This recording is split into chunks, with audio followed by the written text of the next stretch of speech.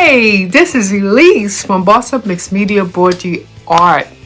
Wow, another week. Here we go again. Wacky Tuesday, Satin Stitch. As this is your first time joining me, you are welcome.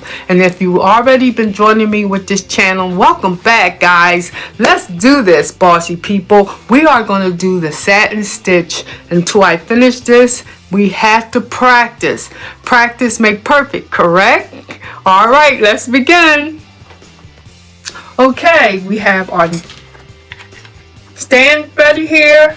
I have the design that I made with all the circles, and we're doing good. Last week we did this circle here, or should I say the oval shape. So today I'm going to venture with this one right here. It's made like a curve. You like a let's say like a C shape. So we're going to do that one today. But what I'm going to do to make this pop a little bit, I'm going to put couple of seed stitches. Okay, just put them in randomly. Okay, all right.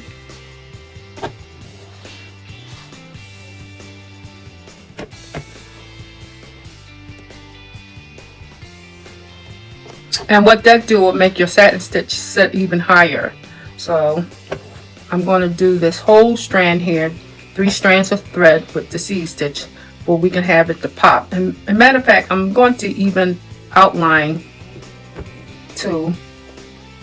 That will make it nice too. So you can outline it too, but when you outline, let's do back stitch. And when we outline too, make sure that your stitches are small when it comes to a curve, and go right down into the last stitch when you back stitch.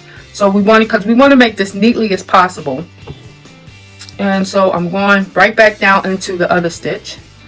So, and the reason why I'm bringing this up, because I want to bring the seed stitch up into that corner too. So we can have some there too. All right, here we go. All right, let's keep it going. Satin stitch is a fuller stitch, and if it's done correctly, it will make your design so elegant. And not only that, satin stitch is a general go-to stitch for embroidery. Okay, so here we go. Now you see how I curved that circle with the satin stitch, with the back stitch. Now we're going forward. Okay, stay with me, guys, stay with me. But we still want to go small stitches because we still doing the curve. So while I'm up there, I'm going to put seed stitch in between there. Okay, let's try to put a couple of seed stitches because we want this to be a 3D satin stitch. I mean, we want the fuller stitch to be 3D, but we want it a little bit pop a little bit. So here we go. Let's do maybe one more, and then we go back to the line. All right, let's do one right here. Right there would be great. Okay, now we go back to the trace line and go right there because it's a curve, so you have to try to go right back into the stitch. Now we're going back stitch again. Here we go. Try to stay on your lines. Okay. And by the way, I have 3 strands of thread of the DNC. This is like a royal blue. I don't know the number right now offhand, but it's a pretty color. Okay. All right, there we go. And if you want to follow me on this, all you have to do is just take if you have a ruler with circles on it, just make your own design, like abstract art, and then you'll have something. And when you finish this, you can hang it up in your embroidery room or your sewing room or any room of the house, because it really look like art when you're done. Okay, now I'm gonna do more seed stitches since I'm in that area. They all don't have to face the same way either. They can go any kind of angle. So, because I just realized I'm making them all the same way, but they don't have to be. You can make them any way you want. Okay, now we're gonna go back to the line, back stitch. Okay. One more back stitch, and then we're going to go again to do some more C-stitch inside that. Okay. I mean, this is very relaxing because you're not really had to stress over. You just doing this little odds and ends with the C-stitch, and you're going back with the back stitch because you know you're prepping your shape for the satin stitch. Okay. All right, now we can go back to the curve, make another one. I think we can do 2 on this one, on this side. Then go back into the previous stitch. Go back, go 1 more time at the tip, and go back to the previous stitch, the back stitch. Now we're going to do some more C-stitch on it, and before we can fill it up. I mean, if you like, you can leave it like this, but since we're doing satin stitch, we fill it up. But you can leave it like this. It'll be awesome if you can. Okay, now we still putting the C-stitch in. And like I said, you can go any angle you want. You don't have to all let them be the same direction. So put them and just fill it up as much as you can. It don't have to be all the way filled, but enough that you can see it. Now what I'm gonna do, I'm gonna take right here. I think we can do 2 stitches here instead of 1 because I want that stitch, and then come back stitch right there, bring it up, come down, and back stitch. Now what I'm gonna do is I'm gonna make 2 little stitches for this stitch won't go anywhere else. 2 tiny stitches, or we can have that stitch locked in. And if you can see it there, let me bring it a little closer. Okay, now this stitch is locked. And what I'm gonna do, I'm gonna take my scissors and cut underneath because it is locked, and voila. Now we are going to start the satin stitch. We're going to do the filler now. Now what we're going to do now, we're going to fill the stitch up. So I'm going to go this way. So what I'm going to do, I'm going to come up right here. If you see my needle, come up, come all the way up, and we're going to try to do this neatly as possible. And remind you that the C-stitch was just a filler for the stitch can sit up. So if you saw me last week, you can go back from the previous video of this wacky stitch, satin stitch, and I did this one, which is the oval shape. I did the center, and then I went with the satin stitch. I just went with a couple of strands going straight across, but this time I'm trying to C-stitch. So I'm letting you know that you can do so many ways of filling your satin stitch. And see how close I'm getting this, because we want to make sure as close as possible to the. Now I see a little white there, a little pink. So I'm going to try to go in between that stitch because we don't want none of the fabric to show in our satin stitch. So if you have to go across it again, do it, because you want this to be neatly as possible. And this is how you practice your stitch. I would like for you, if you like what I'm doing, like, subscribe, and comments. And if you put in the comments the next stitch you want us to do on the wacky stitch after we finish the satin stitch, put it in the comments and I would love to do it for you. Okay, so see how neatly I'm trying to make this satin stitch. I'm trying to keep it in its form, and trust me, it took me a while to do satin stitches because I want my stitches to be so, I want my stitch to be so neat that it looks like it's been actually painted into the shape. Okay, here we go. I'm gonna do a couple more.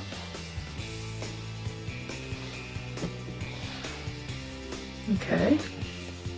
Now see, it's getting there, it's getting there. And that's why it was good that we did the outline too. But sometimes when you do the outline, you can let the satin stitch go from one line to there. But I didn't do it this time, but the next one, I'm gonna let y'all see how I look if we go from line to line. But right now, since I went inside the outline stitch, I'm gonna have to stay there. Okay, now see, you see a little pink there, so I'm gonna go in between there because I do not want no pink there. Matter of fact, I'm going to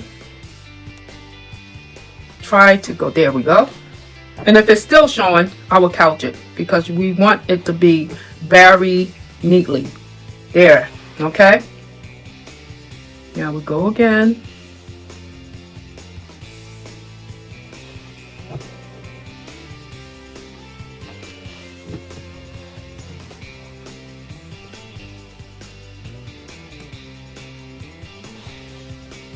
Now see how it's filling up? And be careful with your hands underneath the fabric, because you can poke yourself. Because sometimes I put my hand underneath to lift the fabric a little bit to know exactly where I'm going. So I don't want to poke my finger. Okay, here we go again. A little breathe right there. Let's see, can we get it?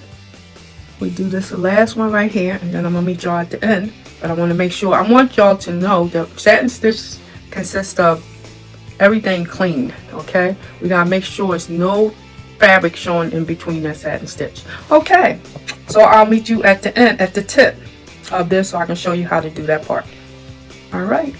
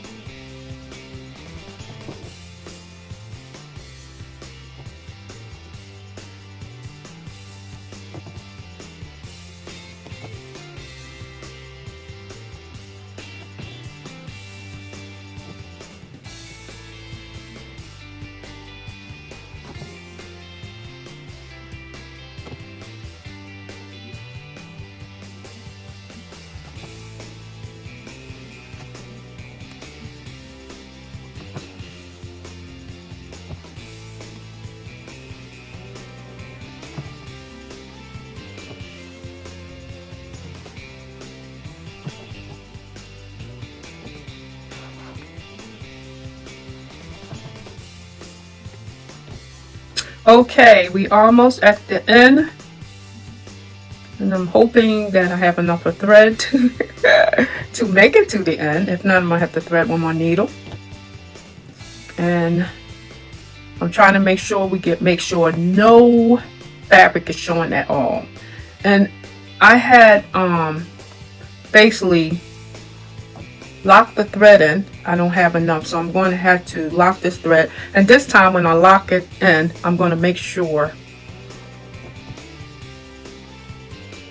I cut it, because before I seen the thread was coming up. So what you do, you go underneath it, fill it with your hands if you're used to that. If not, you better turn it around. Okay, now I'm going to thread one more time, and while I'm threading the needle, I'll give y'all little tips. Okay, as you see, I did put the thread twice as I locked the thread in. So that's a good way for not having knots on the, knots on the back of your fabric. So I'm going to, as I'm doing 3 strands. So let's go over this part. Break the thread up, you hit the top. Okay, there we go. We separate the threads. Here we go, separate it. Okay, which we ain't gonna need all of this, but I had 4 strands prepared for y'all, which was 4 needles, a correction, and with 3. Okay, we're going to thread this needle, but don't go on the first time. Try the other side of the needle. You turn it, but it went through. We're going to do the quilter's knot.